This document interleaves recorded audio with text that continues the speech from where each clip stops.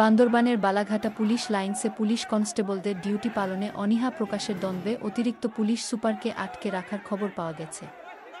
আজ মঙ্গলবার ৬ আগস্ট বেলা ২:৩০টায় Bandarban Balaghata police line ব্যারাকে এই ঘটনা ঘটে। নাম প্রকাশে অনিচ্ছুক পুলিশ লাইনসে কর্মরত একাধিক পুলিশ সদস্য জানান, সারা দেশে বৈষম্য বিরোধী ছাত্র আন্দোলনের রাষ্ট্রীয় দায়িত্ব পালন করতে গিয়েও বহু পুলিশ সদস্যকে হত্যা করা হয়েছে, আর অনেক অফিসার পালিয়ে গেছেন।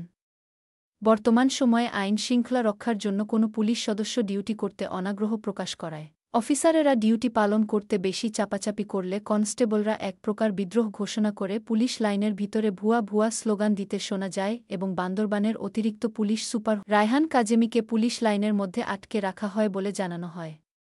এছাড়া এ সময় পুলিশ লাইনের বাইরে কয়েক বিক্ষুব্ধ জনতার ভিড়ও দেখা যায়।